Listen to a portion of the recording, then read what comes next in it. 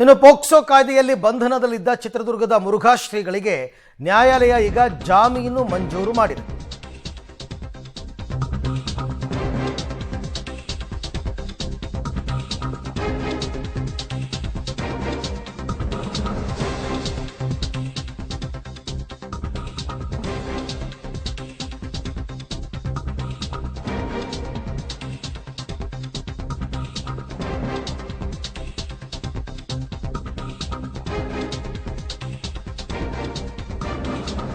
ಪ್ರಕರಣದಲ್ಲಿ ಜೈಲಿನಿಂದ ಬಿಡುಗಡೆಗೆ ಆದೇಶವನ್ನು ಕೊಟ್ಟಿದೆ ಕೋರ್ಟ್.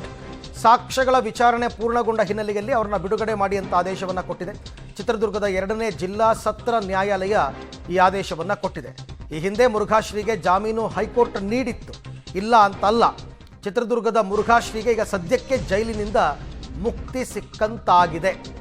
ಎಲ್ಲ ಸಾಕ್ಷ್ಯಗಳ ವಿಚಾರಣೆ ಕೂಡ ಮುಕ್ತಾಯ ಆಗಿರೋದ್ರಿಂದ ಅವ್ರನ್ನ ಬಿಡುಗಡೆ ಮಾಡಬಹುದು ಅಂತ ಕೋರ್ಟ್ ಅಭಿಪ್ರಾಯಪಟ್ಟಿದೆ. ಹಾಗಾಗಿ ಈಗ ಅವರಿಗೆ ಜೈಲಿನಿಂದ ಒಂಥರ ಮುಕ್ತಿ.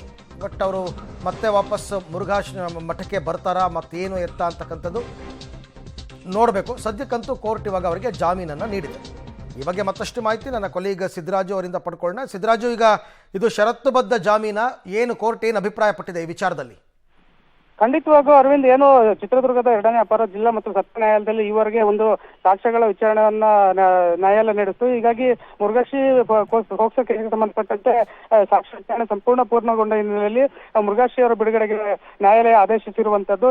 ಹಿಂದೆ ಒಂದು ಸಾಕ್ಷ್ಯಗಳ ವಿಚಾರಣೆ ನಡೆಸುವಂತೆ ಸುಪ್ರೀಂ ಕೋರ್ಟ್ ಆದೇಶಿಸಿತು. ಈ ಹಿನ್ನೆಲೆಯಲ್ಲಿ ಒಂದು ವಿಚಾರಣೆ ಸಂಪೂರ್ಣ ಸಾಕ್ಷಿಗಳ ವಿಚಾರಣೆ ಸಂಪೂರ್ಣ ಮುಕ್ತವಾಗಿರುವ ಹಿನ್ನೆಲೆಯಲ್ಲಿ ಅದರಲ್ಲೂ ಸಂತ್ರಸ್ತೆಯರಿಬ್ಬರು ಸೇರಿದಂತೆ 12 ಜನ ಸಾಕ್ಷಿಗಳ ವಿಚಾರಣೆಯನ್ನ ನ್ಯಾಯಾಲಯದಲ್ಲಿ ನಡೆಸಲಾಯಿತು. ಈ ಬಳಿಕ ಕೋರ್ಟ್ನಿಂದ ಈಗ ಕಾರಾಗೃಹಕ್ಕೆ ಮುರುಘಾಶ್ರೀ ತೆರಳುವ ಸಾಧ್ಯತೆ ಇದ್ದು, ಹಿಂದೆ ಮುರುಘಾಶ್ರೀ ಬಹುತೇಕ ಬಿಡುಗಡೆ ಆಗುವ ಸಾಧ್ಯತೆ ಹೆಚ್ಚಾಗಿದೆ. ಮುರುಘಾಶ್ರೀ ಏನು ಹಳೆಯ ಆದೇಶದಂತೆ ಚಿತ್ರದುರ್ಗಕ್ಕೆ ಏನು ಎಂಟ್ರಿ ನಿಷೇಧಿಸಲಾಗಿತ್ತು. ಈ ಹಿನ್ನೆಲೆಯಲ್ಲಿ ಬಹುತೇಕ ದಾವಣಗೆರೆ ತೆರಳುವ ಸಾಧ್ಯತೆ ಹೆಚ್ಚಾಗಿದೆ. Arvind. Right Siddaraju, thank you. ತಮ್ಮೆಲ್ಲ ಮಾಹಿತಿಗೆ ಧನ್ಯವಾದ.